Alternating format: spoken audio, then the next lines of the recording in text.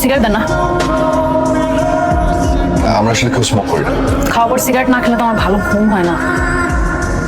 ঘুমাই গেলাম, good night.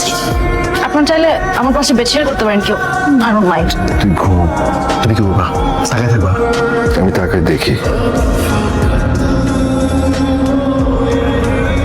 এই ভাই ওঠো, তোর সুইট মেয়েটা ভাগছে। ভাগছে মানে? ভাগছে মানে ভাগছে।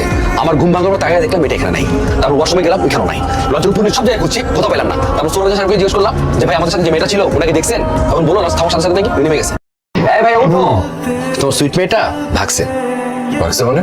ভাগছে মানে ভাগছে। আমার ঘুম ভাঙার পর তাকিয়ে দেখলাম মেয়েটা এখানে নাই। কি? সুইটে তুমি না বলে চলে যাবে এভাবে? আর রাখো তোমার সুইট, তুমি তো সবকিছু চেক করো, দেখো ঠিক আছে কিনা। আল্লাহ বাঁচাইছে। এখন মানে মানে কই তোমার? এই তো 2-3 হাজার টাকা কম আছে মনে হচ্ছে। আমি জানতাম এমন কিছু একটা হবে। বলছিলাম না মেয়েটা চোর, টাকা নিয়ে পালাইছে। সবসময় নেগেটিভ কথা বলবি না তো। আর এতগুলো টাকার মধ্যে থেকে কেউ 2,000 টাকা